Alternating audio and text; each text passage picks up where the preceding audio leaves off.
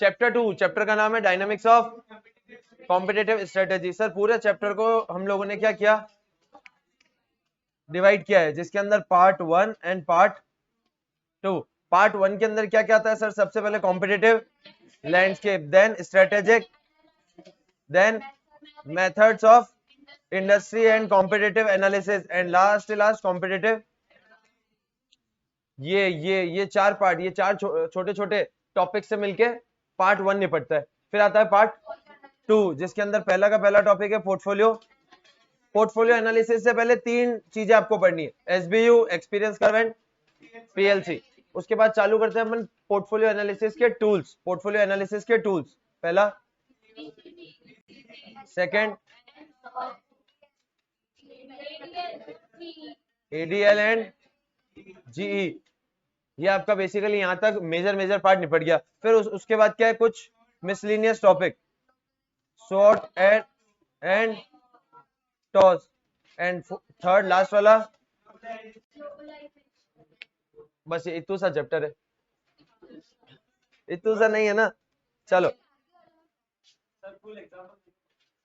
ठीक है, स्टार्ट करते हैं dynamics of competitive strategy. Dynamics of competitive strategy. Sir सबसे पहला topic competitive landscape. Sir competitive landscape मतलब क्या होता है, उधर ध्यान इधर। कॉम्पिटिटिव लैंडस्केप मतलब क्या होता है सर, सबसे पहले कॉम्पिटिटिव लैंडस्केप में देखते हैं हमारे कॉम्पिटिटर कौन है। कॉम्पिटिटर 2 टाइप के होते हैं, डायरेक्ट और डायरेक्ट कॉम्पिटिटर का एग्जांपल पतंजलि और एचयूएल। इनडायरेक्ट का होंडा और आईटीसी, है ना। डायरेक्ट मतलब एक ही प्रोडक्ट के डायरेक्ट कॉम्पिटिटर। इनडायरेक्ट मतलब आप ये प्रोडक्ट नहीं खरीदोगे तो ये प्रोडक्ट खरीदोगे, that will be your indirect competitor. Second चीज, कॉम्पिटिटिव लैंडस्केप को यूज करने के लिए आपको कॉम्पिटिटिव इंटेलिजेंस नाम के एक टूल की जरूरत पड़ती है। कॉम्पिटिटिव इंटेलिजेंस क्या करता है, आपको कहां मिलेगा सर, 2 पेज नीचे मिलेगा हमको, हर्षद मेहता के बिल्कुल बाजू में। सर कॉम्पिटिटिव इंटेलिजेंस का मतलब होता है अपने राइवल्स की स्ट्रेटेजीज, अपने राइवल्स के प्लान्स, अपने राइवल्स के मूव्स, अपने राइवल्स की स्ट्रेंथ, अपने राइवल्स की वीकनेस, ये सारी चीजों को जानना, ताकि हमारी बेस्ट स्ट्रेटेजी हम बना सके in comparison with competitor. Sir competitor की स्ट्रेटेजी जानना जरूरी क्यों है, बिकॉज उसकी स्ट्रेटेजी कहीं ना कहीं हमारी स्ट्रेटेजी को इंपैक्ट करेगी। यही चीज लिख रखी थी, देखो नोट्स के अंदर, देखो आइडेंटिफाई कॉम्पिटिटर, डायरेक्ट या indirect, and competitive landscape requires an application of competitive intelligence. Sir in depth analysis करना जरूरी है, इन डेप्थ एनालिसिस करना जरूरी है, क्यों, ताकि उससे हमको हेल्प मिलेगी कि हम हमारी बेस्ट स्ट्रेटेजी चूज कर सकते हैं। Helps it to choose and implement effective strategies. Now there are 5 steps to understand the competitive landscape. पहला step, identify the, understand the, determine the strength of competitor and determine their, put all the information, revision के लिए ये वाला table done. ठीक है, सबसे पहला question अपन पूछते हैं आइडेंटिफाई द कॉम्पिटिटर में, who are the competitors and how big they are. ये डेटा कहां से मिलेगा सर, ये एक्चुअल डेटा है, this is the actual data. How big competitor, ये आपको एक्चुअल डेटा मिलेगा कहां से, उनके मार्केट शेयर का एक्चुअल डेटा कहां से सर, इंटरनेट से मिल सकता है, न्यूज़पेपर से मिल सकता है, आर्टिकल से मिल सकता है, इन सारी जगह से आप लोगों को क्या मिल सकता है, ये डेटा मिल सकता है। Second, understand the competitors, what are their products and, ये डेटा कहां से मिलेगा sir, reports, internet, newspaper, magazines, press releases, social media, इन सब जगह से आपको डेटा मिल सकता है। क्या, किस चीज का, कि उन्होंने अभी रिसेंटली क्या प्रोडक्ट लॉन्च किए, उनके पुराने क्या प्रोडक्ट्स चले आ रहे। अपने इसका देखा था रिलायंस का, कितने सारे प्रोडक्ट्स की लिस्ट थी, 250 से ज्यादा कंपनीज थी ना। अरे यार इसे क्या करते हो ये। फिर determine the strength and determine the, sir strength वो किस चीज में बेहतर है, क्या वो कौन सी मार्केटिंग टेक्निक यूज कर रहे हैं जिससे वो बहुत ज्यादा कस्टमर्स के साथ पहुंच पा रहे हैं, उनका फाइनेंशियल स्ट्रेंथ है या नहीं है। ऐसी कौन सी चीज है जो उनको प्राइस एंड कॉस्ट एडवांटेज देता है, क्या उनके पास कोई ह्यूमन रिसोर्स बहुत बेहतर है क्या, ये सारी चीजें क्या उनकी स्ट्रेंथ, ये सारी चीजें उनकी स्ट्रेंथ है। देखो अपन ने इसको इसी वे में पढ़ा, वो क्या बढ़िया करते हैं, उनकी मार्केटिंग इतनी बढ़िया है क्या उनके पास कोई प्राइस या कॉस्ट का एडवांटेज है क्या, या उनका ह्यूमन रिसोर्स बहुत अच्छा है क्या, या उनकी फाइनेंशियल स्ट्रेंथ है क्या। ऐसे बहुत सारे क्वेश्चन है, अपन को कोई भी 3 या 4 याद करने। And second, weakness, what they are, वो क्या बुरा कर रहे हैं, मतलब क्या उनमें खामियां है। ये दोनों चीजें, क्या डेटा आपको कहां से मिलेगा सर, ये मेनली जब रिव्यू कब मिलता है, जब या तो प्रोडक्ट बहुत ही अच्छा हो या बहुत ही बुरा हो, तो स्ट्रेंथ और वीकनेस आपको वहां से मिल जाएगी। कहां से sir, Google, YouTube reviews, Amazon, Make My Trip, blogs, और बस हो गए ना सारे। क्या चीज, क्या क्या बेटा? मेक माई ट्रिप, अरे make My trip trip adviser पे होटल का रिव्यू, वीडियो नहीं, होटल का रिव्यू। ये रिव्यूज की बात करी हुई ना, या तो होटल बहुत अच्छी है, होटल बहुत बेकार है, तो इस तरीके से आपको बहुत सारी जगह से मिल सकती है उसके review. And put all the information together, सारी इंफॉर्मेशन को टुगेदर रख दो। What will business do with this information, ये सारी इंफॉर्मेशन का क्या करेगा सर? स्ट्रेटेजी बनाएगा। किसके लिए सर? ऐसा कौन सा गैप है जो कस्टमर को चाहिए और वो कॉम्पिटिटर फुल नहीं कर पा रहा, मतलब कस्टमर की डिमांड के अंदर जो गैप है, जो कॉम्पिटिटर दे रहा है और जो कस्टमर को चाहिए, इस गैप को फिल करने का काम कौन करेंगे? हम देखो ना, improvement firm need to make, firm exploit the weakness and what they are not offering, they मतलब competitors and what the firm can do। अब यहाँ किसकी बात कर रहे हैं? अपनी। what the firm can do to fill in the, sir वो गैप को हम कैसे फिल कर सकते हैं? इसका मतलब क्या ऐसी चीजें हम कर सकते हैं जो जो जो जो कॉम्पिटिटर नहीं दे रहा, वो हम दे सकते हैं, ताकि कस्टमर हमसे हमसे इंप्रेस हो जाए, है ना? Very good. चलो फिर आता है strategic analysis. What do you mean bye strategic analysis? Sir कुछ एनालिसिस करना, इन डेप्थ इन्वेस्टिगेशन, एग्जामिनेशन, है ना? हर चीज के प्रोज एंड कॉन्स फाइंड करना, हर एक माइन्यूट डिटेल्स को, हर एक माइन्यूट डिटेल्स तक पहुंचना, उनका एनालिसिस करना is all about strategic analysis. मतलब सोच विचार करना, बुद्धि चलाना, बुद्धि दौड़ाना, दिमाग के घोड़े दौड़ाना, ये सब क्या होता है? एनालिसिस का पार्ट होता है। सर एनालिसिस ऐसा होता है क्या कि सुबह उठे, सुबह का सपना आया था कि ये काम कर देते हैं और कर दो? नहीं ना, स्ट्रेटेजिक एनालिसिस के अंदर बुद्धि लगती है। अरे देखो ना, strategy formulation not a task in which managers can get by intuition, opinion, instincts and creative thinking. Sir ये चीजें भी माना लगती होगी, बट बेसिकली तो क्या लगता है? एनालिसिस, दिमाग का उपयोग होता है, जो आप लोग, हाँ मैं तो मना ही नहीं कर रहा ना, करते हो। चलो इंडस्ट्री एंड कॉम्पिटिटिव कंडीशन, इसका मतलब दिस इज एन एक्सटर्नल, फिर ये वाला इंटरनल। चलो फिर आता है issues to consider strategic analysis. Issues to consider strategic analysis. Sir issues मतलब प्रॉब्लम्स, इश्यूज मतलब प्रॉब्लम क्या? इश्यूज मतलब मैटर्स। सर ये मैटर्स को हमको ध्यान में रखना पड़ेगा जब हम स्ट्रेटेजिक एनालिसिस कर रहे हैं। सबसे पहला बाबू भैया, कम से कम 30 साल का टाइम तो। सेकंड बाबू भैया बैलेंस करके खड़ा हुआ है। थर्ड बिल्कुल रिस्क नहीं लेने का। ये तीन चीजें हैं, ठीक है। सबसे पहले time strategy evolves over a period of, small मिलाते जाओ लार्ज, अरे ऐसा नहीं बोलने का रे। Strategy at a particular point of time is a series of routine decisions taken over an extended period of time। वापस से बोल रहा हूँ, strategy at a point of time is result of series of routine decisions taken over an extended period of time। इसका मतलब अपन ने बोला था स्मॉल मिलाते जाओ लार्ज। तो आपको ये ध्यान रखना है कि स्ट्रेटेजी एनालिसिस ऐसा नहीं है कि दो घंटे या 4 घंटे में करके रख दोगे। It takes time. स्ट्रेटेजी बनाने से लेकर उसको इंप्लीमेंट करने तक भी क्या लगता है? टाइम लगता है। Second balance between internal and external. अगर इन दोनों फैक्टर्स में बहुत ज्यादा डिफरेंस है तो सो इनके बीच में appropriate max to maximum matching बिठाना ही तो काम होता है स्ट्रेटेजिस्ट का। Workable balance, so strategists have to make a workable balance between diverse and conflicting variables या consideration। workable balance between diverse and conflicting variables या consideration, है ना? फिर आता है रिस्क मतलब रिस्क किस चीज की हो सकती है? सर रिस्क किसी भी चीज की हो सकती है। सर यहाँ पे दो टाइप की रिस्क की बात करिए, क्या? एक्सटर्नल और, सर जब आपकी स्ट्रेटेजी और एक्सटर्नल एनवायरनमेंट के बीच में कुछ डिफरेंस आ जाए तो that will be your external risk. But अगर वही चीज आपकी स्ट्रेटेजी और इंटरनल एनवायरनमेंट के बीच में कुछ कॉन्फ्लिक्ट आ जाए तो दिस इज इंटरनल रिस्क।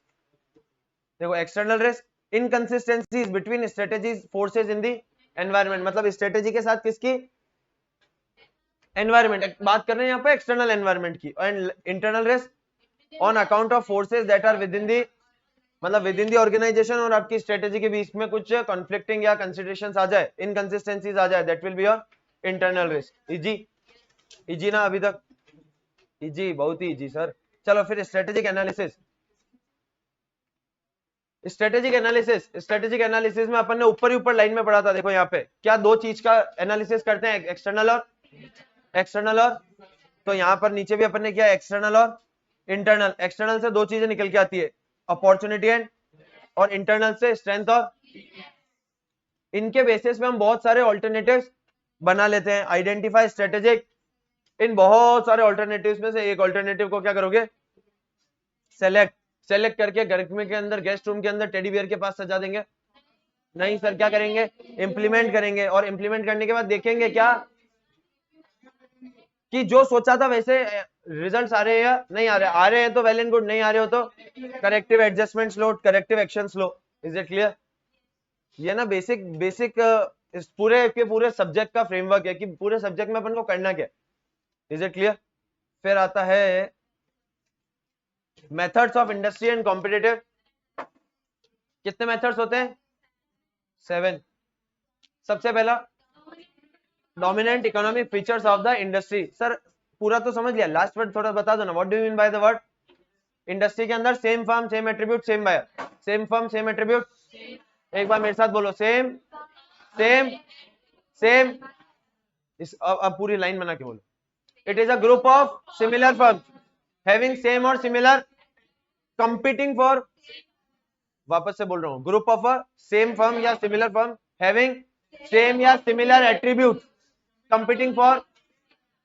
देखो यही लिख रखा है, क्या पढ़ लो एक बार फटाफट।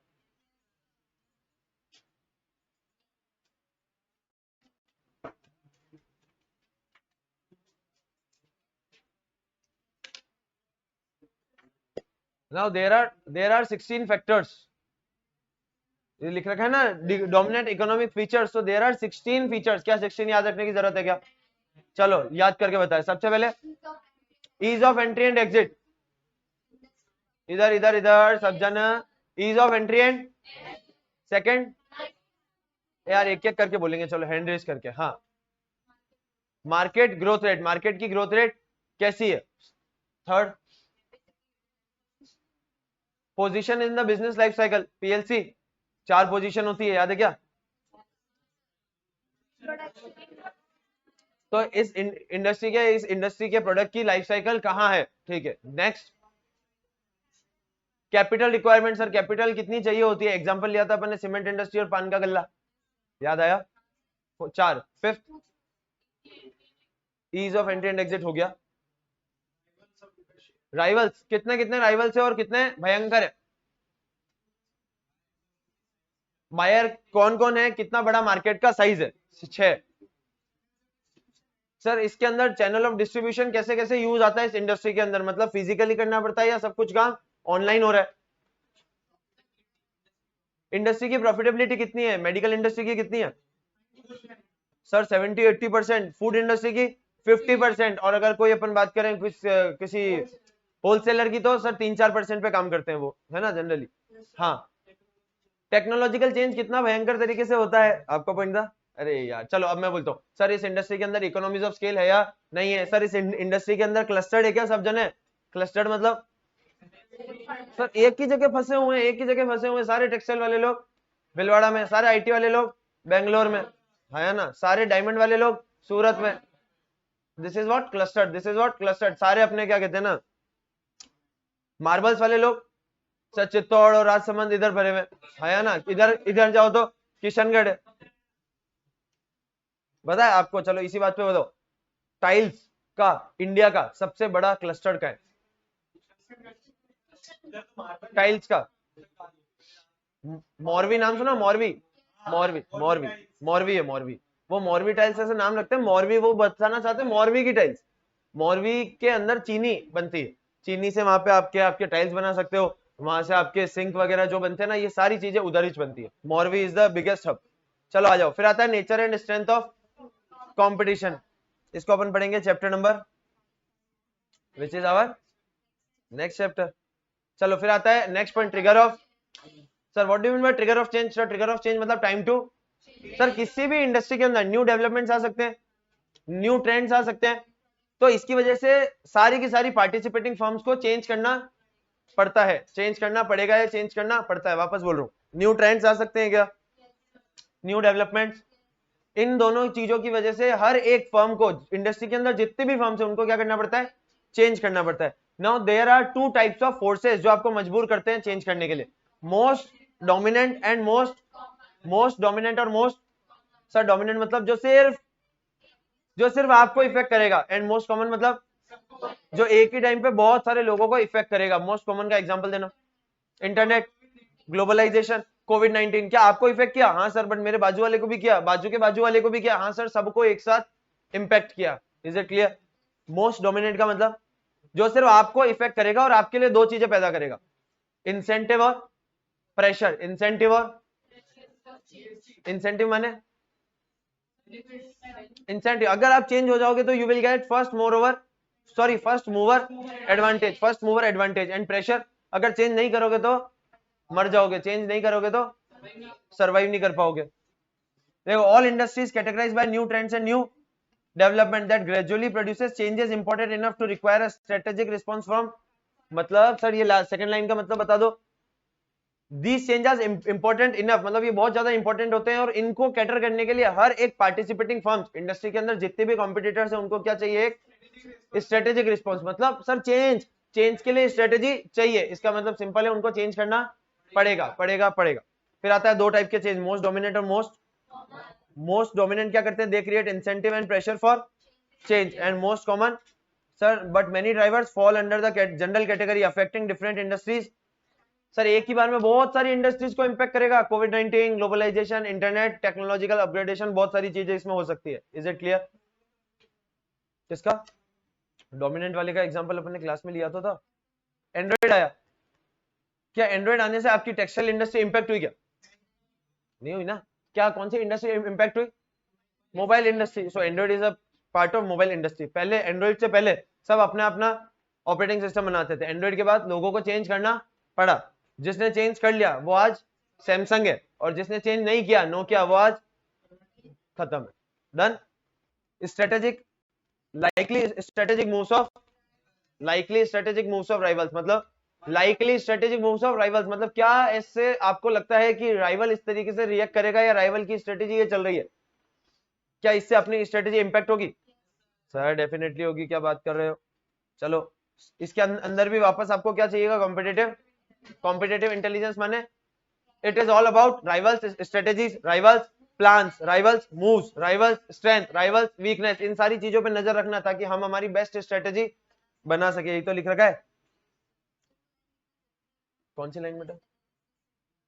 हाँ, ये भी लिख दो ना कि ये कॉम्पिटिटिव इंटेलिजेंस हमको रेगुलर बेसिस पे करना पड़ता है। क्यों सर? सर एक बार हमने कॉम्पिटिटर को देख लिया कि वो उसके लाइकली मूव्स क्या है, एक बार देख लिया, क्या उसके 3 दिन बाद लाइकली मूव्स वापस बदल सकते हैं? बदल सकते हैं ना? आपने वो भी देख लिया, फिर एक हफ्ते बाद बदल सकते हैं। हाँ यार सर, वो सामने वाले की थिंकिंग है, कभी भी चेंज हो सकती है, तो आपको ये काम रेगुलर बेसिस पे करना पड़ेगा। Is it clear? पक्का? नाउ इंपॉर्टेंट टॉपिक,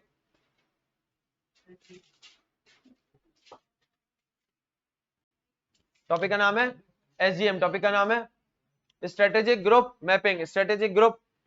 सर ये ऐसा टूल है, ये एक ऐसा टूल है जिससे आप पूरी इंडस्ट्री के वीकेस्ट और स्ट्रॉन्गेस्ट कॉम्पिटिटर का पता लगा सकते हो। कौन सी कंपनी बहुत ज्यादा स्ट्रॉन्गेस्ट है और कौन सी कंपनी सबसे ज्यादा वीकेस्ट है, इसका आप इजीली पता लगा सकते हो यूजिंग 4 स्टेप्स। शॉर्ट फॉर्म याद रखो तो ठीक है, बाकी चलेगा। IPad, identify the variables. Sir ये हमने ग्राफ बनाया, ग्राफ के यहाँ पे एक्स एक्सिस और वाई एक्सिस के ऊपर जो वेरिएबल्स लिखना है उसको आइडेंटिफाई किया कि किस दो बेसिस पे आपको पता लगाना है कि ये कंपनी स्ट्रॉन्गेस्ट है और ये कंपनी वीकेस्ट है। सेकंड, प्लॉट द, सर ऐसे डॉट लगा के फर्म्स को उस बेसिस पे, किस बेसिस पे? वेरिएबल्स के बेसिस पे प्लॉट कर दो। उसके बाद जो फर्म्स आपके काम की है उनको रखो, बाकी को हटा दो। So assign the firms that fall under same strategic group या सेम स्ट्रेटेजिक स्पेस। इसकी डेफिनेशन अभी अपन देखेंगे। And last draw the circles proportion to the market share. Easy, पक्का? Now what do you mean by strategic space या strategic group? Sir इसका मतलब एक ऐसी ग्रुप ऑफ फर्म्स जिनके SCA और SCP सेम है।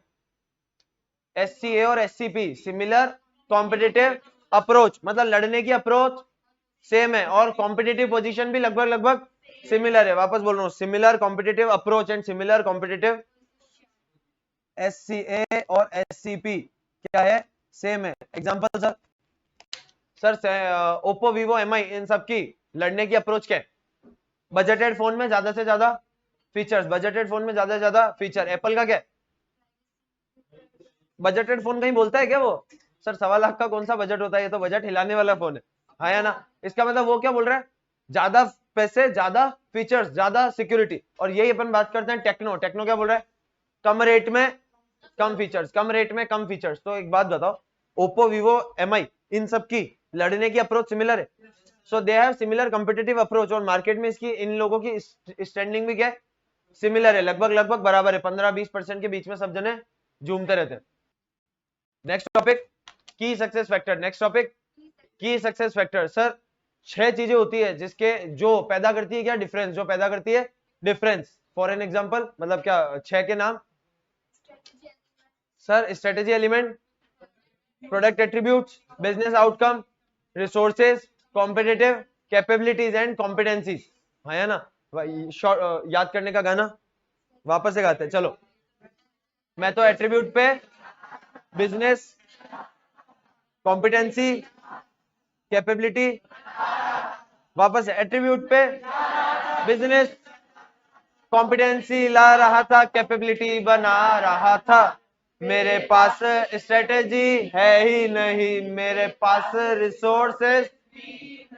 और इसी बात पे आपकी किस्मत फूटी है ना, स्ट्रेटेजी है ना रिसोर्सेज है। चलो, तो ये 6 चीजें हैं, ये 6 चीजें हैं जो पैदा करती है difference between a profit making firm and a loss making firm. ये यही 6 चीजें पैदा करती है difference between a successful company and a failure company. देखो यही तो लिखा है, that spell the difference between profit and loss, ultimately between success and failure. For example अब की सक्सेस फैक्टर का एग्जांपल क्या है सर, लेमन लैंग्वेज में समझते हैं। की सक्सेस फैक्टर मतलब ऐसे फैक्टर्स, इधर की सक्सेस फैक्टर मतलब कुछ ऐसे फैक्टर्स, कुछ ऐसी चीजें जो अगर आपके प्रोडक्ट में होगी तो आप लोगों से आगे निकल जाओगे। मतलब कस्टमर को वही चीज इस प्रोडक्ट में मेन चाहिए, वही चीज इस प्रोडक्ट में मेन चाहिए। चलो पढ़ते हैं। की सक्सेस फैक्टर्स आर, मतलब in an apparel in manufacturing की success factors are design and colours and second. Sir design colour बहुत अच्छा है बट 10,000 रुपए का शर्ट है, लोगे क्या? सर दो चीजें मैटर करती है, कम रेट के अंदर, मतलब बजटेड रेट के अंदर क्या होना चाहिए, डिजाइन और कलर्स बहुत अट्रैक्टिव होने चाहिए, तो क्या चीजें बिक जाएगी, तो बिक जाएगी। अगर फिर भी आपको आपका की सक्सेस फैक्टर नहीं मिल रहा है, की सक्सेस फैक्टर नहीं मिल रहा है, तो ये 3 बातें अपने से पूछ लेना। सर ऐसी कौन सी चीज है जिसके बेसिस पे कस्टमर का डिसीजन इंपैक्ट होता है कि वो आपकी कंपनी को चूज करे या कॉम्पिटिटर्स को? इसका मतलब दो कंपनीज वो सेम माल बेच रही है, कस्टमर किस पे शिफ्ट हो रहा है, वो किसी ना किसी फीचर्स पे, किसी ना किसी फैक्टर पे डिपेंड करता होगा ना, वही फैक्टर क्या है आपके लिए, की सक्सेस फैक्टर। अभी एक इसका अच्छा एग्जांपल देखते हैं अपन ना, नया एग्जांपल मिला मेरे को। सेकंड क्या है सर, की सक्सेस फैक्टर मतलब एक कॉम्पिटिटर के पास, एक कंपनी के पास क्या रिसोर्सेज और कैपेबिलिटी होनी चाहिए, क्या resources and capabilities, what resources and competitive capabilities does the seller need to have, ये आपका की सक्सेस फैक्टर हो सकता है। एंड फोर्थ, सर ऐसी क्या चीजें जो लगती है टू अटेन सस्टेनेबल चलो मानो एक बात, जियो बहुत सस्ता लॉन्च किया था, इसी वजह से चला ना। मान लो उसके बाद उसकी सर्विसेज बहुत ज्यादा बिगड़ जाती और वो वापस से टॉप पोजीशन को छोड़ के नीचे आ जाता, तो क्या अपन कह सकते हैं उसने सस्टेनेबल कॉम्पिटिटिव एडवांटेज हासिल कर लिया? नहीं ना, short that this is for short period, but उसने क्या किया सर, लो कॉस्ट में दिया और आज भी वो नंबर 1 पे बना हुआ है, नंबर 1 पे बना हुआ है। की सक्सेस फैक्टर, की सक्सेस फैक्टर जानने से क्या फायदा सर, आपको पता पड़ जाएगा कौन सी चीजें कस्टमर के लिए ज्यादा इंपॉर्टेंट है और कौन सी कम इंपॉर्टेंट। ये जानने के बाद आप क्या कर सकते हो सर, अपनी पूरी की पूरी स्ट्रेटेजी आपकी सक्सेस फैक्टर्स के बेसिस पे बना सकते हो। देखो, forming its strategy on industries की success factors and devoting its energy is better than, आपकी पूरी एनर्जी, पूरी की पूरी एनर्जी की सक्सेस फैक्टर्स पे डाल दो जो कॉम्पिटिटर ने नहीं डाली। इससे क्या फायदा होगा सर, एक की सक्सेस फैक्टर्स पे अगर आपने आपकी पकड़ अच्छी बना ली तो you will gain a competitive advantage. And की सक्सेस फैक्टर का मेन कारण क्या है सर, जानना कि कौन सी चीज ज्यादा इंपॉर्टेंट है और कौन सी कम। किस चीज पे ध्यान दोगे, जो ज्यादा इंपॉर्टेंट होगी या कम? अपनी स्ट्रेटेजीज किस पे बनाओगे, जो ज्यादा इंपॉर्टेंट या कम इंपॉर्टेंट? बस यही तो लिख रखा है। And last prospects and financial attractiveness of industry. इसके अंदर एक लाइन बड़ी काम की है, अट्रैक्टिवनेस इज रिलेटिव नॉट, एक के लिए एक किसी बंदे के लिए एक शर्ट अट्रैक्टिव हो सकता है, सेकंड बंदे के लिए नहीं हो सकता। It is possible because attractiveness is relative. किसी को कोई चीज अट्रैक्टिव लगती है, किसी को बिल्कुल भी नहीं लगती। डन। फिर आता है next topic, competitive advantage. Sir what do you mean by competitive advantage? Sir अपन कॉम्पिटिटर से आगे निकलना, this is a layman language, but in books की लैंग्वेज में क्या लिख रखा है? Sir when your profitability is more than industry's average profitability, वापस से, when your profitability is more than industry's average profitability, then you will have a competitive advantage. In other words, ये 3 लाइनें पढ़ लो बस।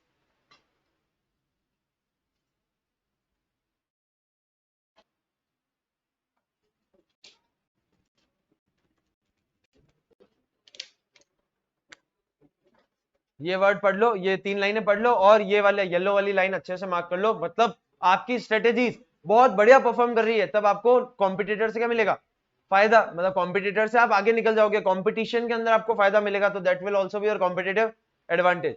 इसका मतलब सर कॉम्पिटिटिव एडवांटेज का मतलब दो, when your profitability is higher than average industry profitability, and second when your strategies result in superior performance than competitors, then also you will set to have a competitive advantage. Normal, easy. Sir 3 तरीके हैं, जिस 3 ऐसी चीजें हैं जिसके basis पे आपके पास competitive advantage है, ये डिपेंड करता है।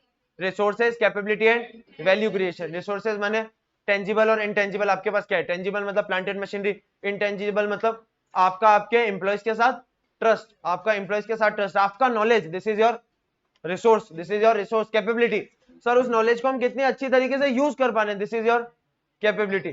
क्या मैं सबको पढ़ा रहा हूँ? I am the resource. क्या मैं सबके पास हूँ? क्या मेरे नोट सबके पास है? This is your resources, this is your resources. What is capability? आप टीचर का कितनी अच्छी तरीके से यूटिलाइजेशन कर सकते हो, that is your capability, that is your capability. तो ये हो गई 2 चीज। And what do you mean by value creation? जब कस्टमर को लगे कि प्राइस से ज्यादा मेरे को इस प्रोडक्ट की वर्थ है, प्रोडक्ट का सेटिस्फेक्शन, प्रोडक्ट की वर्थ मेरे को प्राइस से ज्यादा मिल रहा है, तो जितना प्राइस से ज्यादा मिल रहा है, that part is your consumer surplus. उसी को अपन बोलते हैं वैल्यू क्रिएशन। जरा यहाँ पे देखते हैं अपना सेम अपना वाले एग्जांपल। फर्म ने एक प्रोडक्ट बनाया 200 का, बेचा 400 में। कस्टमर को लगा ये प्रोडक्ट तो 500 का होना चाहिए, पर मिल कितने में रहा है? 400 में। इसका मतलब 100 रुपए का फायदा हो रहा है, और मेरे हिसाब से ये प्रोडक्ट 500 में बनना चाहिए, बट ये 400 में मिल रहा है, 100 का फायदा। तो ये 100 का फायदा क्या है? Consumer surplus. और इसी को अपन क्या बोलते हैं? Value creation. वैल्यू क्रिएशन एक बार पढ़ो यहाँ, जो कलरफुल मार्क कर रखा है ये। हाँ बेटा 1 मिनट, यहां से यहां तक। सर वैल्यू मतलब जितना कस्टमर ज्यादा पे करना चाहता है, मतलब 400 की जगह 500 मांगते तो कस्टमर दे देता क्या? हाँ, क्योंकि उसके माइंड में उसकी वैल्यू कितनी है? 500। आपने कितना मांगा? 400। आप 450 मांगते तो वो दे देता। आप 490 मांगते तो, 500 मांगते तो, 501 मांगते तो, क्योंकि उसकी मैक्सिमम वर्थ कितनी है? अब ऐसे मत बोलना सर 1 रुपए में तो क्या हो रहा है। अरे कॉन्सेप्ट समझो, कॉन्सेप्ट समझो। When the price exceed the value, exceed the worth of a product, तो कोई भी बंदा उसको नहीं लेगा, बट वर्थ से अगर प्राइस आप नीचे सेट करोगे तो कोई भी बंदा ले लेगा। So that difference is known as value creation. It is basically the value customers wants to pay over and above the. Sir 400 से ज्यादा कितना देना चाहता है कस्टमर? और सर 100 रुपया और देना चाहता है 500। That business want to charge from customer, मतलब जो प्राइस कस्टमर से चार्ज करना चाहता है उससे ऊपर जो कस्टमर देना चाहता है, that is your value, that is your value. Value 3 चीजों से इंपैक्ट होती है। फर्म का उस प्रोडक्ट को क्रिएट करने की कॉस्ट, फर्म की प्राइस, और कस्टमर के माइंड में उसकी वैल्यू। इन 3 चीजों से फर्म की प्रॉफिटेबिलिटी डिपेंड करती है। सर इस 3 ही तो चीजें लिख रखी डायग्राम में। हाँ, तो यही तीनों चीजों को इन्होंने क्या किया? लाइन में लिख दिया। डन। सर वैल्यू 2 टाइप से क्रिएट कर सकते हैं, एक तो प्रोडक्ट को सस्ता देके और प्रोडक्ट में कुछ यूनिक देके। प्रोडक्ट को सस्ता देके, सर आज ये 3 रुपए का पेन हम यूज कर रहे हैं, ये क्या है? ये क्यों यूज कर रहे हो? बिकॉज ये सस्ता है। आपको लग रहा था सर ऐसा पेन प्लास्टिक सब बनाने की कॉस्ट 4-5 रुपए तो आती होगी, बट ये पेन कितने में दे रहे हैं? 3 रुपए में। क्या सस्ता मिल रहा है? क्या सस्ता मिल रहा है ना? तो 2 रुपए इज योर वैल्यू। बट यही आप बात करो एप्पल के माइंड में आपकी वैल्यू कितनी है? इन्फिनिटी। उसके स्टेटस की वैल्यू कितनी है? किसी के लिए 10 लाख हो सकती है, किसी के लिए 10,000 हो सकती है, किसी के लिए 10 करोड़ हो सकती है, किसी के लिए कुछ हो ही नहीं सकती। तो इसको आप क्या मॉनेटरी टर्म्स में डिफाइन कर सकते हो क्या? नहीं, तो इसको कहते हैं डिफरेंशिएशन। जब आप किसी प्रोडक्ट के अंदर यूनिक फीचर देख के क्या करना चाहते हो, वैल्यू क्रिएट करना चाहते हो, क्या करना चाहते हो, वैल्यू क्रिएट करना चाहते हो, तो that will be your value creation from the point of differentiation. एक बार है ना डिफरेंशिएशन को मार्क करो, और मैं इसके अंदर मार्क करा रहा हूं, वो मार्क करना। Special features, quality and after sale service and cost के अंदर क्या होगा, lower cost than its competitor. मतलब अपन दो तरीके से वैल्यू क्रिएट कर सकते हैं, एक तो सस्ता देके, दूसरा कुछ यूनिक देके, कुछ यूनिक देके। डन।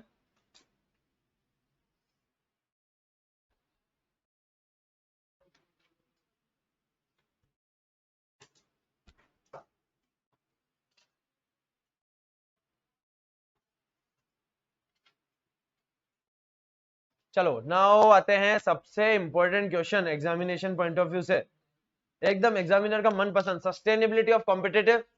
सर आपके पास कॉम्पिटिटिव एडवांटेज आ गया, हाँ सर आ गया, कितने टाइम तक सस्टेन रहेगा, ये डिपेंड करता है चार फैक्टर्स पे, ये डिपेंड करता है चार फैक्टर्स पे। सबसे पहले ड्यूरेबल, सबसे पहले ड्यूरेबिलिटी।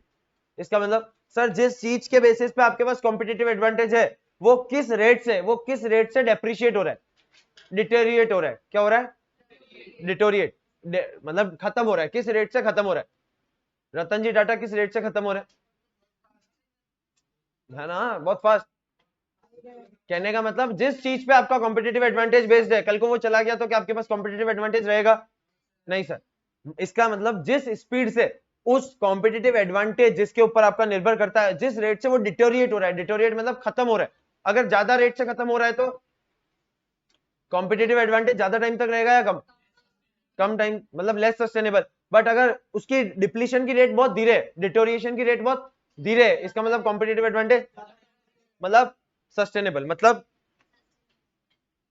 कहां गया अपना एग्जांपल, ये रहा, ये रहा, ये वाला, capabilities which are result of the management expertise of a CEO और आल्सो वल्नरेबल टू हिज और रिटायरमेंट। और अगर वो जल्दी से जल्दी जा सकता है तो आपके लिए कॉम्पिटिटिव एडवांटेज ज्यादा टाइम के लिए नहीं रहेगा। क्लियर।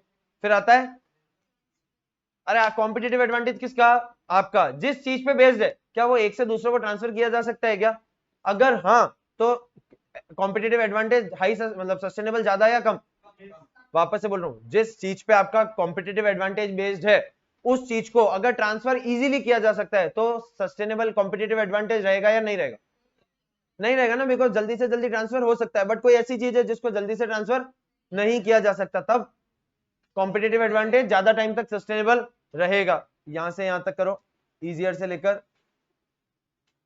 यहां तक, the easier is to transfer resources and capability, जितना इजी है ट्रांसफर करना उतना ही कॉम्पिटिटिव एडवांटेज लेस सस्टेनेबल, और जितना हार्ड है उतना, बोलो रे, मोर सस्टेनेबल। और यहाँ पे लिख लेना एंड वाइस वर्सा।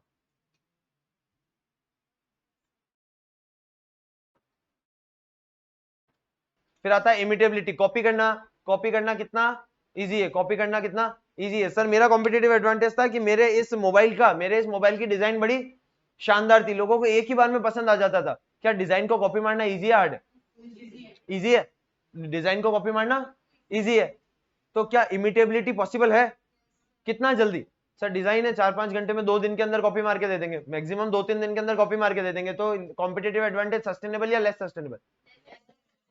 पर यही एप्पल का सिक्योरिटी की बात करूं, जो एप्पल के फोन के अंदर प्रिवेसी है, सिक्योरिटी है, क्या उसको कॉपी करना इजी है, हार्ड, हार्ड है। तो अगर इस चीज पे मेरा कॉम्पिटिटिव एडवांटेज बेस्ड है तो competitive advantage will be more sustainable.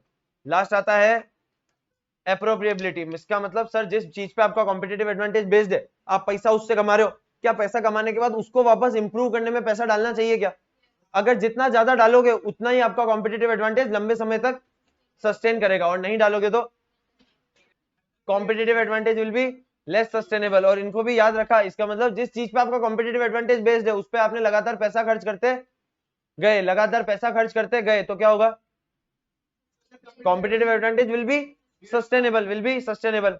Is it clear, पक्का।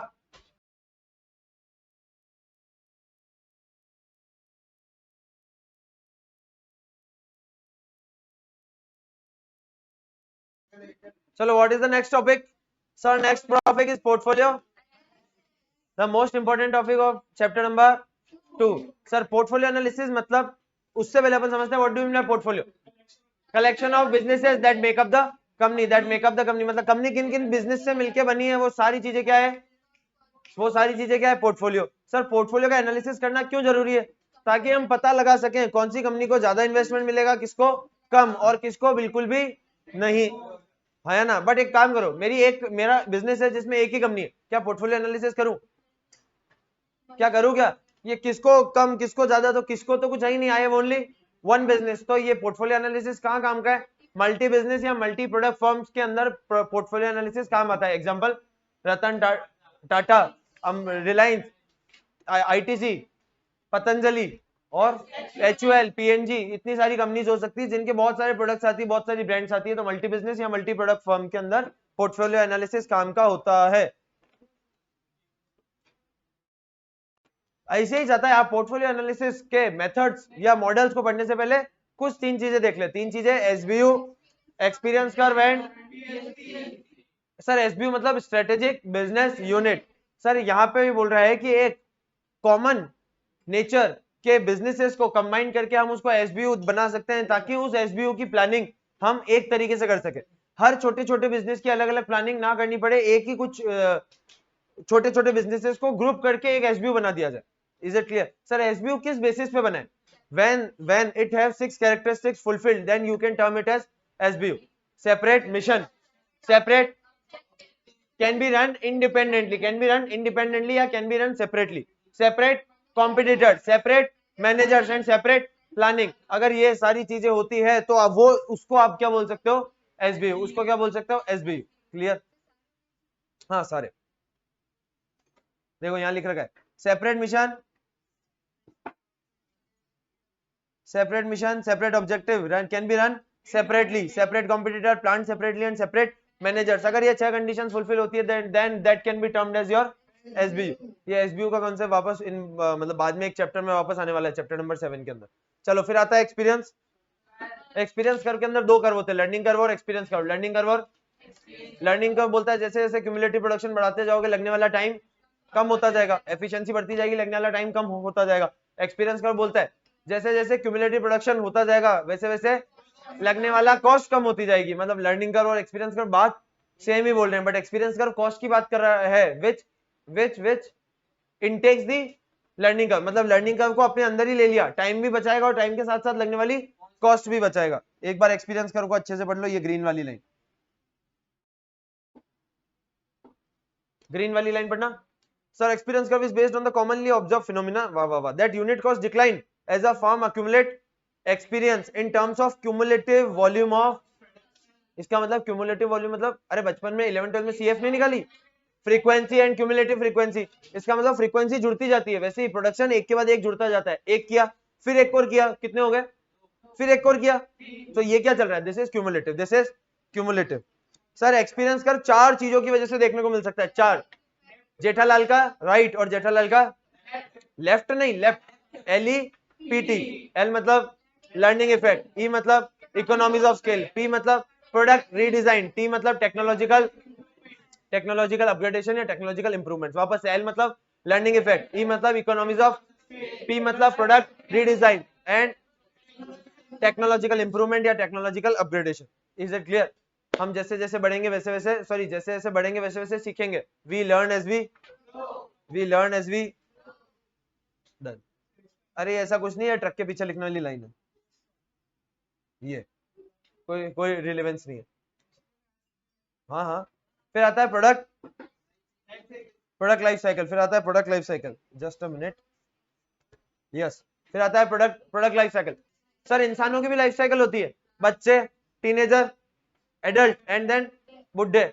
बुढ़े बोलते हैं, ओल्ड एज बोलते हैं, बेटा ऐसे करते हो क्या, आया ना बुढ़ाऊ चलो चलो चलो चलो, PLC के तो ऐसे प्रोडक्ट की भी लाइफ साइकिल होती है, 4 स्टेजेस। सबसे पहले बचपन, टीनेजर, हाँ टीनेजर के बाद एडल्टहुड के बाद, हाँ ये हो गया टाइम पास। अब आता है इंट्रोडक्शन, ग्रोथ, मैच्योरिटी, डिक्लाइन। मेरे साथ वाले मेरे को इधर देखना, एक्शन रिपीट करना। ये इंट्रोडक्शन की बात कर रहे हैं, rapid market acceptance, rapid market acceptance, this is we are talking about growth, we are talking about growth. Sir growth rate पहले तो बहुत जोरदार थी, फिर एक जगह आके रुक गई, तो उस जगह को क्या कहेंगे? Maturity. Slow down in growth rate and last sharp downward drift, sharp downward drift.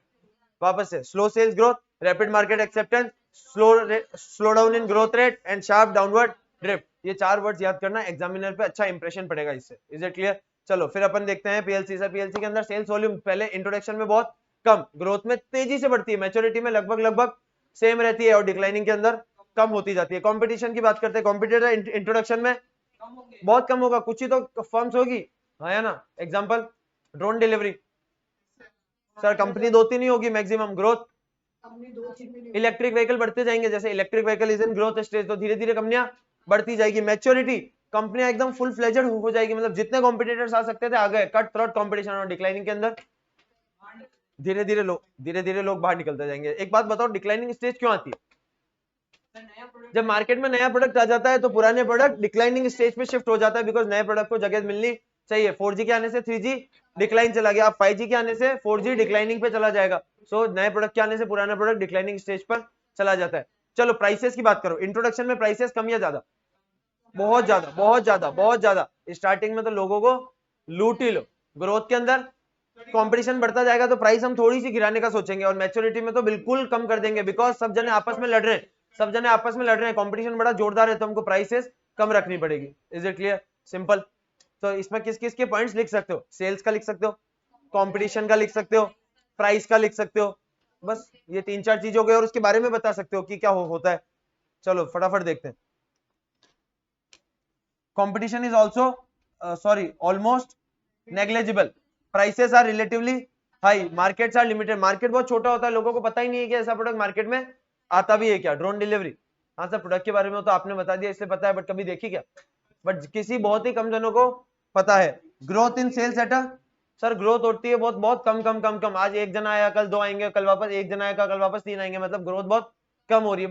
But in a growth stage growth बहुत तेजी से होती है, ग्रोथ बहुत तेजी से होती है। आज एक जना आएगा, कल 3 आएंगे, कल परसों 10 आएंगे, और फिर 15, फिर 25, फिर 45, फिर 100। इस तरीके से ग्रोथ रेट मल्टीपल टाइम्स में बढ़ता जाता है। देखो डिमांड एक्सपेंड्स, डिपेंड मतलब market growth, market expands rapidly, prices, sir prices कम करनी पड़ती है, क्यों? धीरे धीरे कॉम्पिटिटर्स मार्केट में आते जा रहे हैं, इंट्रोडक्शन में आपने लूट लिया, अब आप प्राइसेस कम करनी पड़ेगी, कंपटीशन बढ़ता जाता है, मार्केट भी बढ़ता जाता है। Is it clear? पक्का पक्का पक्का पक्का। मैच्योरिटी स्टेज में कंपटीशन बहुत ज्यादा, कट थ्रोट कंपटीशन, कहां लिखा हुआ है, कहां लिखा हुआ है? Stiff competition, competition gets tough, profit comes down. Declining stage में सर प्रॉफिट और सेल्स एकदम शार्पली डाउन होते हैं, sharp downward drift, because new product replaces the existing product. Now अब सोच के बताना, इंट्रोडक्शन और ग्रोथ में कौन सी स्ट्रेटेजी फॉलो करोगे? एक्सपांशन या ग्रोथ? एक्सपांशन या ग्रोथ? मैच्योरिटी में स्टेबिलिटी, एंड डिक्लाइन में रिट्रेंचमेंट, डिक्लाइन में रिट्रेंचमेंट। Is it clear? चलो इधर नेक्स्ट, सबसे अच्छा मेथड BCG मॉडल। सर किस चीज का मॉडल है ये? किस चीज का मॉडल है?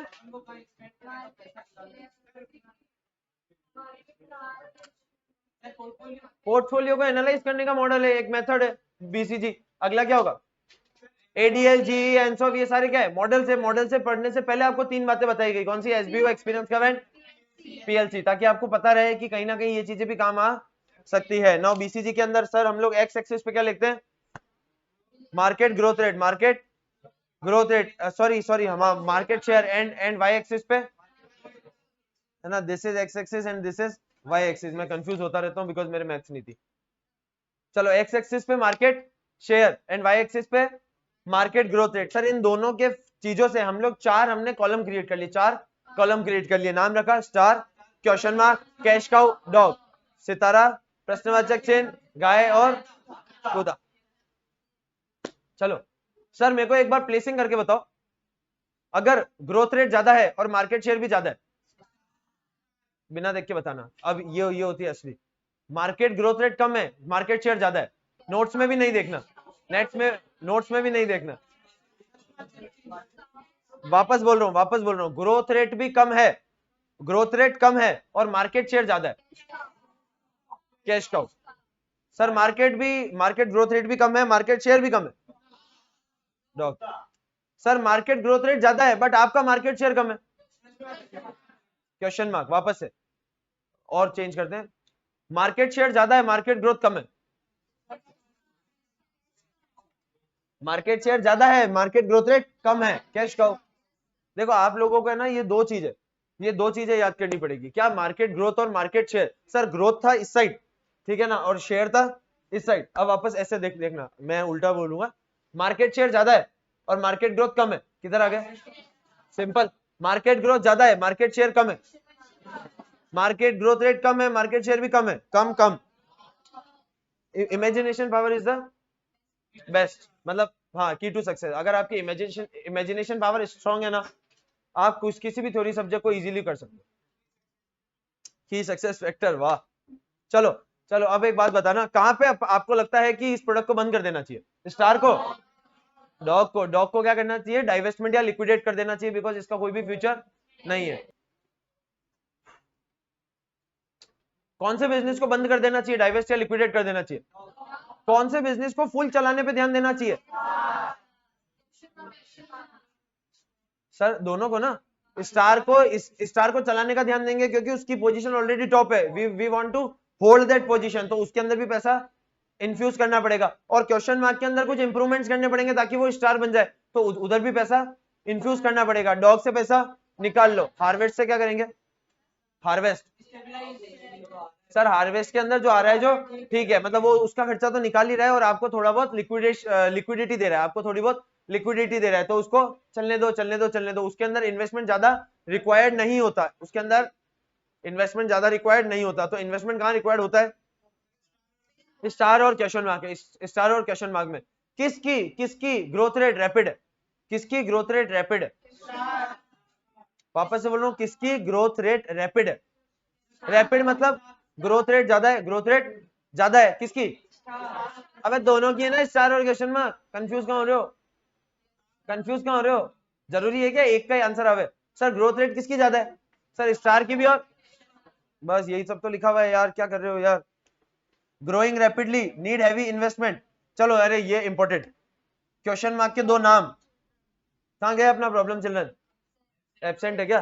प्रॉब्लम चिल्ड्रन और वाइल्ड कैट, इसका नाम लिखा हुआ है, मतलब इसको और भी इसी नाम से बोलते हैं। क्वेश्चन मार्क की जगह आप लोग वाइल्ड कैट भी बोल सकते हो, और वाइल्ड कैट जंगली, एंड प्रॉब्लम चिल्ड्रन। छोड़ो यार, प्रॉब्लम चिल्ड्रन सोचती है ऐसे, अपना फेस माइंड में आता है ना, नहीं आता? चलो, they need a lot of cash to hold their share, मतलब जितना है उसको बरकरार रखने के लिए भी क्या चाहिए? बहुत इन्वेस्टमेंट चाहिए। और इन्वेस्टमेंट इसलिए भी चाहिए क्योंकि क्वेश्चन मार्क को आप स्टार में कन्वर्ट करना चाहते हो। देखो ना, यही तो लिख रखा है, they need heavy investment with low potential to generate. आपका जितना भी इन्वेस्टमेंट है वो रिटर्न आएगा या नहीं आएगा, इसकी गारंटी नहीं है, इसकी गारंटी नहीं है। इधर इधर इधर इधर फिर आता है cash cow. They can generate cash and have low cost. They need less investment to maintain themselves. Sir already they are on top, they are on top मतलब their market share is on top, but the industry is at a growth rate कम है, मतलब जिस industry की growth rate कम है but market share ज्यादा है, इसके अंदर इन्वेस्टमेंट आपको और नहीं करना बिकॉज नए कॉम्पिटिटर्स नहीं आ रहे, पुराने हैं जो पुराने ही है। Is it clear? फिर क्या है? इन लॉन्ग रन, ये बहुत इंपॉर्टेंट है। इन एग्जाम्पल क्या इसका? कैश काउ का आईटीसी की सिगरेट की growth rate come but ITC का शेयर उसमें ज्यादा, तो इसमें आपको बहुत ज्यादा इन्वेस्टमेंट करने की जरूरत नहीं है, बिकॉज आईटीसी ऑलरेडी नंबर 1 पे है और नए कॉम्पिटिटर्स बहुत कम आ रहे हैं। Is it clear? बट ये लॉन्ग रन में क्या होता है, जब किसी प्रोडक्ट की ग्रोथ रेट ज्यादा थी, जब किसी प्रोडक्ट की ग्रोथ रेट ज्यादा थी, तब वो क्या था? स्टार, मान लो स्टार, बट और उसका मार्केट शेयर भी हाई था। उसी प्रोडक्ट की ग्रोथ रेट कम हो गई, मार्केट शेयर आज भी आपकी कंपनी का हाई है, तो क्या बन जाओगे आप? Cash cow. मतलब in long run star becomes cash cow. Is it clear? फिर आता है डॉग क्या कर सकते हैं? सर डॉग का कोई मतलब नहीं है, do not have much future, divestment या लिक्विडेट कर देना चाहिए। Is it clear? पक्का? नाउ देयर आर 4 स्ट्रेटेजीज, आप लोग यहां लिखोगे। देयर आर 4 स्ट्रेटेजीज, मैं बोलूंगा तब बिल्ड किसको करोगे? पक्का? इसको क्या करोगे? होल्ड किसको करोगे? क्या बात कर रहे हो, सही में? ये देख देख के बोलते हो। डाइवेस्ट किसको कर दोगे? And harvest. चलो इधर इधर इधर स्टार्ट करें क्या? अगला पक्का? चलो नेक्स्ट आता है एंस ऑफ प्रोडक्ट मार्केट मैट्रिक्स। इधर इधर एंस ऑफ मैट्रिक्स नेक्स्ट आता है, एंस ऑफ मैट्रिक्स नेक्स्ट आता है, एंस ऑफ मैट्रिक्स। सर ग्रोथ पाने के जीवन में 4 तरीके, सेल्स बढ़ाने के जीवन में 4 तरीके, market penetration, market development, product development and. Sir market development में क्या करेंगे? मार्केट नया प्रोडक्ट मतलब existing product into. Product development में क्या करेंगे? New product in existing market. Diversification में new product in new market है ना। And what do you will do in market penetration? Existing product in existing market, not change in a major way, मतलब थोड़ा सा minor सा change करके advertisement करके you can boost up your sales. Example लिखना है या लिख रखा है? हाँ इसका एक एग्जांपल लिख लो, एक और कैडबरी सेलिब्रेशन। सर पहले भी कैडबरी का वो 10 वाली चॉकलेट आती थी, अभी भी वही आती है क्या? और सेलिब्रेशन के डब्बे में इन्होंने क्या किया, सिर्फ पैकिंग चेंज कर दी, 4-5 टॉफीज को लेके उसका बंडल करके बेचने लग गए, तो आज की डेट में उनकी सेल्स बढ़ गई। पहले आपको कभी सोचा था आज के 5 साल पहले 7 साल पहले राखी पे हम लोग हमारी बहनों को सेलिब्रेशन देंगे?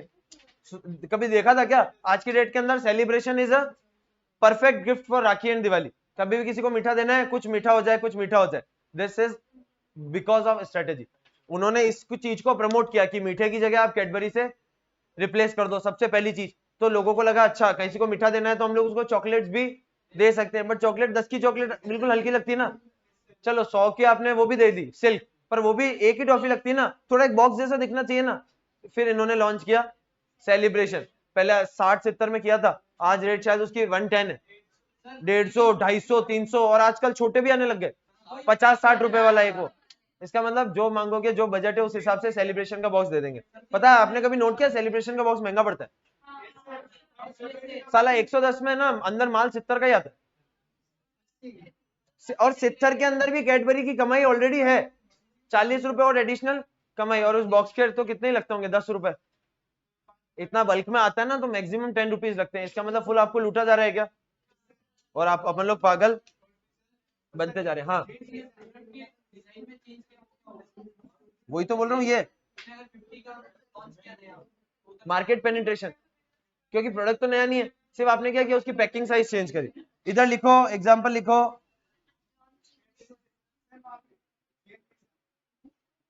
हाँ हाँ वो लिखाया है, अगर वो लिख रखा है तो लिखने दो, आगे अगर और एग्जांपल लिखने हैं तो लिख सकते हो।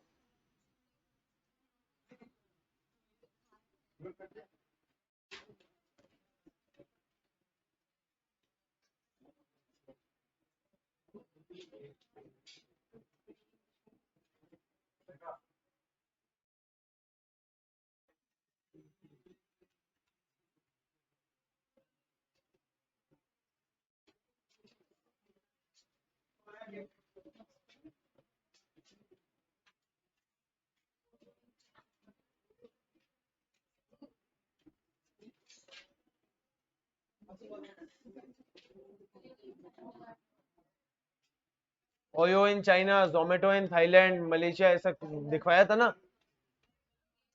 अरे दिखाया था ना, तो आपके हिसाब से लिख लो। एग्जाम्पल मैंने इतने डिस्कस किए ना कि बेचारी एक लाइन के अंदर एग्जाम्पल आ भी नहीं सकते, है ना। हाँ इसके लिए मेरे को अलग से हर एक टॉपिक के नीचे एक एग्जाम्पल का पन्ना पेस्ट करना पड़ेगा अगली बार से, है ना। बहुत बहुत एग्जाम्पल। चलो आज इसको फटाफट करते हैं, फिर एक आज एक अच्छा सा, और टाइम 10:15 हो गई। प्रोडक्ट डेवलपमेंट, हाँ इलेक्ट्रिक व्हीकल बाय टाटा, और क्या हो सकता है सर प्रोडक्ट डेवलपमेंट? और क्या हो सकता है सर? वन प्लस नॉट, अरे इधर इधर इधर, वन प्लस अभी निकाला ना नया 10, वन प्लस 10 लॉन्च, ये क्या हो गया? क्या थोड़ा चेंज है या बड़ा चेंज है? सर पूरा का पूरा फोन के सारे फीचर सारा सब कुछ चेंज कर दिया ना, so it is a new product. But अगर उसी प्रोडक्ट के अंदर 4 128 की जगह 6 128 निकाल देते तो थोड़ा change minor change, market penetration. But nod की जगह नॉड 3 निकाल दिया, ये क्या हो गया? हाँ मतलब फीचर चेंज होंगे ना, नया प्रोडक्ट आया है तो पूरे नाउ डाइवर्सिफिकेशन एग्जांपल जियो कॉमा जस्ट डायल फिर हेमलेज, और एक एग्जांपल तो आपके सामने फोटो के साथ है ही। मतलब हर चीज के अपन ने 3-3 4-4 एग्जांपल डिस्कस कर रखे हैं, हाँ या ना। डन। फिर आता है लास्ट सेकंड एडीएल। एडीएल का short form Arthur the little. इसने एक मैट्रिक्स निकाला जिसके अंदर इसने दो चीजों को कंबाइन कर दिया। एक कॉम्पिटिटिव पोजीशन जो इसने खुद ने बताई, और सेकंड इसने यूज किया प्रोडक्ट लाइफ साइकिल। ये 5x4 का 20 कॉलम्स का मैट्रिक्स बन गया। क्या है 20 कॉलम्स का मैट्रिक्स याद करना है क्या? नहीं। इसके अंदर से कोई भी 5 चीजें याद कर लेना, वो मैक्स है। मतलब आपको एक भी करने की जरूरत नहीं है लिटरली। बाकी लोग ये पूरा का पूरा मैट्रिक्स ही छुड़वा देते हैं कि कुछ भी करने की जरूरत नहीं है। याद आया? चलो इधर। Now there are 5 competitive position. अपन को ये पढ़ने की जरूरत है बहुत ही अच्छे से। 5 कॉम्पिटिटिव पोजीशन। सबसे पहले इन दोनों को साथ में पढ़ना है, फिर इसको और इसको, एंड लास्ट में अपन को पढ़ना है इसको। Now dominant and strong. Dominant मतलब it is a monopoly type of a rare situation. किस चीज से आती है? टेक्नोलॉजिकल लीडरशिप की वजह से आपके पास ये पोजीशन आ सकती है। Example bioscope. और एग्जांपल लिखेंगे तो वैक्सीन लिख दो। Vaccine manufacturer. मान लो इंडिया में वैक्सीन मैन्युफैक्चरर सिर्फ एक होता, सीरम इंस्टीट्यूट, तो उसके पास क्या थी? मोनोपोली। उसके पास क्या थी? मोनोपोली। फिर आता है स्ट्रॉन्ग पोजीशन। आपका मार्केट शेयर इतना ज्यादा है कि आपको आपके कॉम्पिटिटर से डरने की जरूरत। माइक्रोसॉफ्ट। आप आपकी इच्छा से जो चाहे स्ट्रेटेजी बना सकते हो विदाउट थ्रेटन टू, या without threaten by competitors. Threaten मतलब वही तो, विदाउट डरिंग बाय कॉम्पिटिटर्स। तो डरिंग को रिप्लेस कर दिया इंग्लिश वर्ड थ्रेटनिंग से। So without threaten by its competitors, you have such a strong position, you have such a great market share, so that you can make your own decisions, you can make your own strategies without threaten about your competitors। ये तो लिख रखा है यार, unduly threatened by its competition। फिर आता है favorable।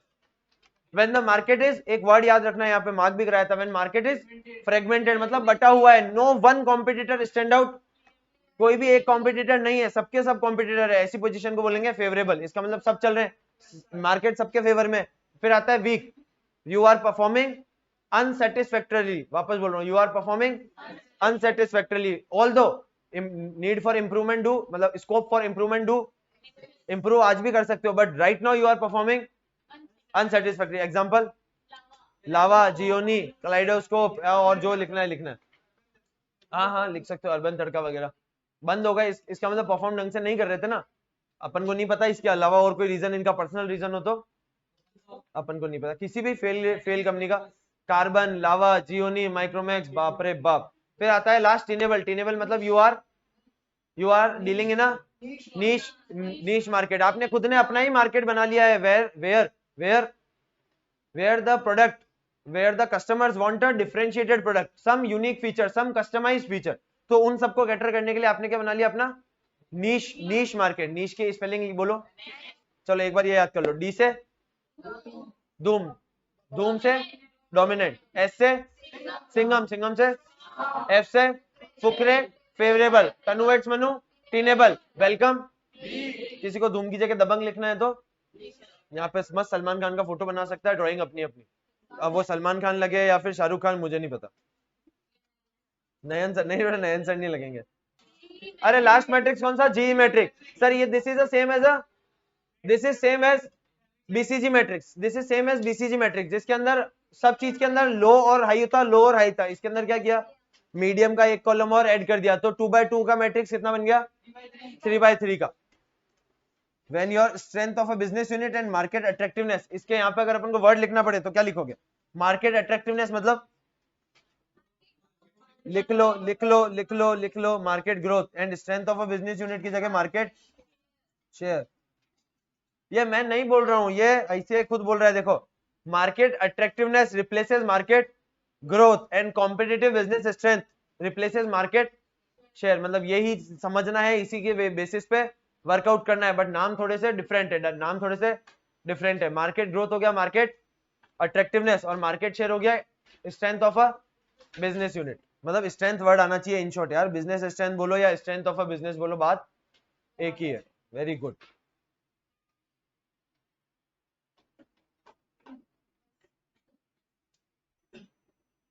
देखो यहाँ पे इस तरीके से लिख दो बेटा, G G G, Y Y Y, R R R. R movie है क्या?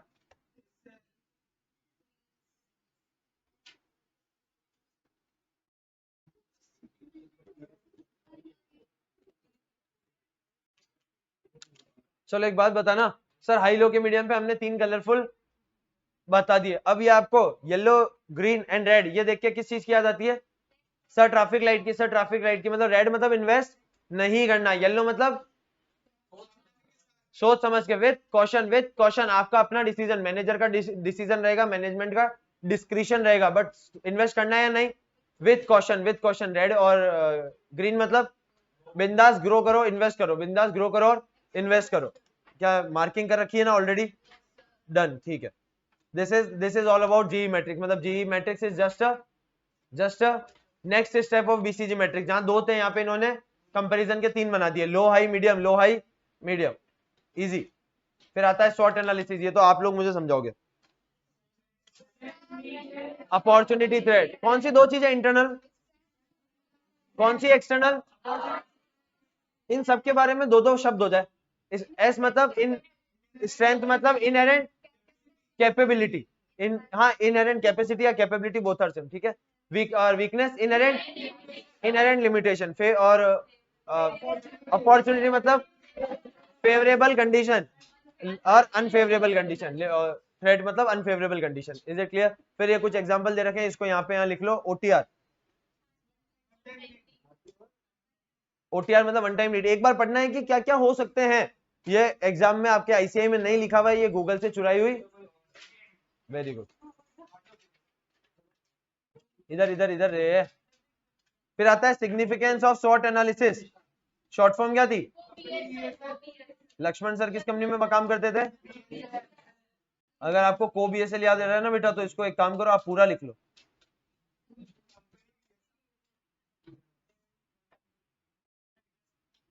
हाँ मतलब ठीक है, और वो याद नहीं आएगा को मतलब क्या?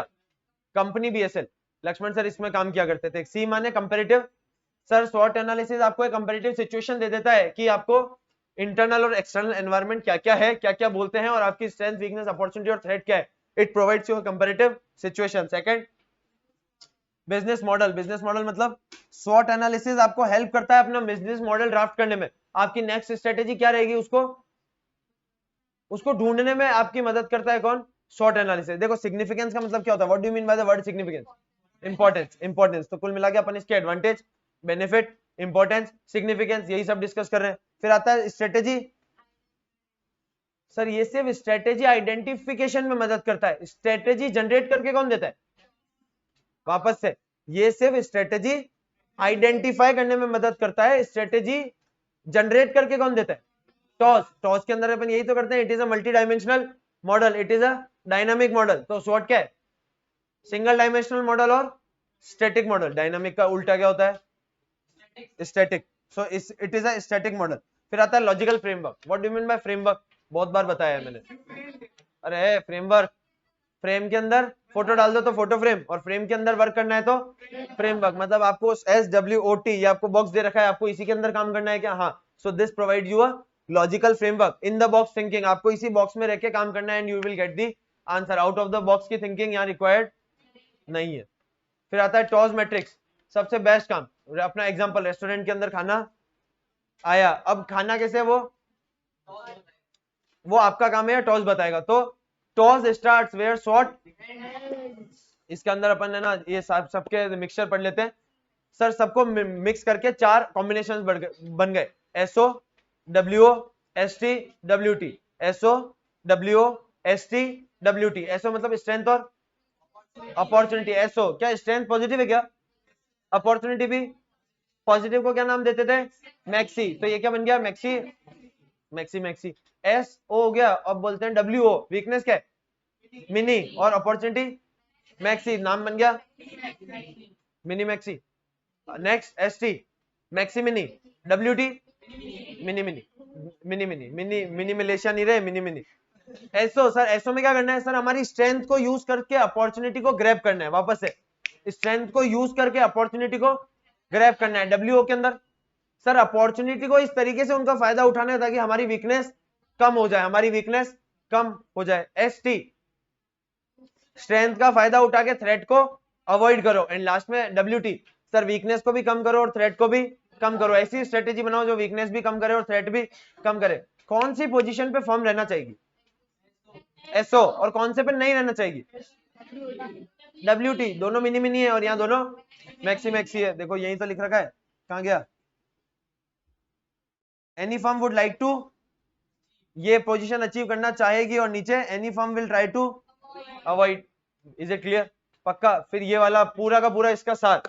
Short is a narrow scope, TOWS is a wider scope. SWOT tells you where you are right now. TOS tells you what you can become.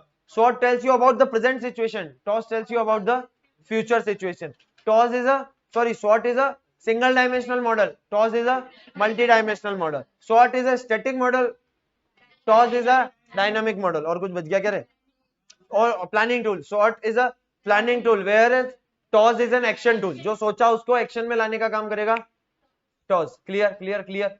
फिर ये कुछ काम का नहीं है। फिर लास्ट आता है globalisation. What do you mean by the word globalisation?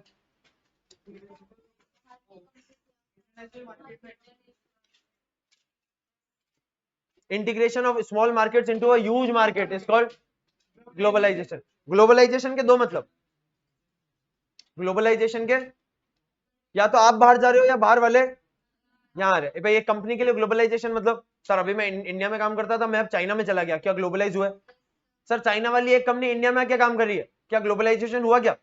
Sir China के लिए हुआ, बट वाट तो इंडिया की लग गई ना। अब अपन को उन लोगों से अपने डोमेस्टिक मार्केट में compete करना है, या ना? This is also globalisation, this is also globalisation. what is the characteristics of a global company? common ORS, common ownership, common resources, common strategy। वापस से common ownership, common resources, common strategy। देखो यही तो लिख रखा है। Multiple units located in different part of a globe linked by common ownership, they all draw resources from a common pool of resources, और सब एक ही टाइप की कॉमन स्ट्रेटेजी को क्या करते हैं? रिस्पॉन्ड करते हैं, फॉलो करते हैं या रिस्पॉन्ड करते हैं, दोनों का मतलब एक ही। Is it clear? Not important question from examination. Now important question from examination, why do companies go global? Left वाले बोलेंगे grow and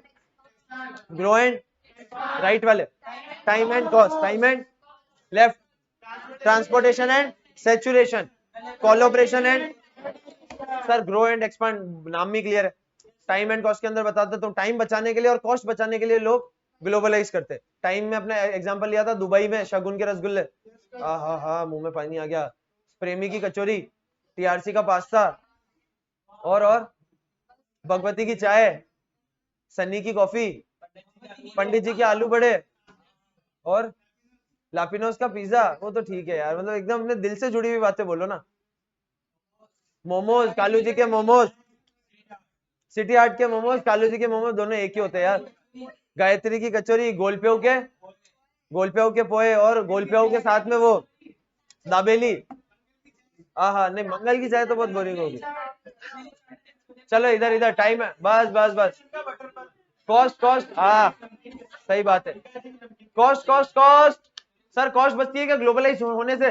sir IT company, सारी दुनिया की आईटी कंपनी, बेटा इधर सारी इधर come on, Shanti. Sir cost कैसे बचती है? सर दुनिया की सारी आईटी कंपनीज कहां पे आ रही है? इंडिया में आ रही है, बिकॉज यहाँ पे क्या मिलते हैं? सस्ते लेबर मतलब सस्ते इंजीनियर्स। लेबर्स तो अच्छा नहीं होता।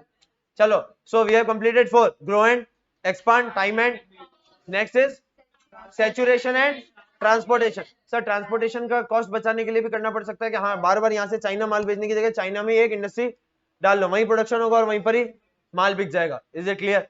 फिर आता है, नहीं एक बच गया, saturation, when your domestic industry is fully saturated 100 unit बनाते हैं, 30 के अंदर ही पूरा इंडिया फुल हो गया, 70 का क्या करेंगे? So you have to globalise. फिर आता है कोलैबोरेशन, किसी और से मिलने के लिए आपको बाहर जाना पड़ेगा या कोई मिलने वाला घर पे आएगा? अच्छा, मिलने वाला घर पे आएगा, बड़े तेज हो रहे हो हैं। चलो कोलैबोरेशन मतलब if you want to collaborate with some other partner, if you want to collaborate with some other partner then you have to move out from your country to another country। जैसे Suzuki Maruti के लिए India में आया, Starbucks Tata के लिए, sky वाला टाटा के लिए, ये सब क्या है, उनको अपने देश से बाहर निकलना पड़ा। This is what globalisation. And last privatisation. अगर कभी किसी का प्राइवेटाइजेशन हो रहा हो, जैसे इंडियन रेलवे प्राइवेटाइज हो रही हो, तो जापान की कंपनी यहाँ पे टेंडर लाने के लिए उसको यहाँ पे आना पड़ेगा, जापान में बैठे बैठे टेंडर नहीं मिलेगा, तो प्राइवेटाइजेशन के लिए भी ग्लोबलाइजेशन करना पड़ेगा। Is it clear?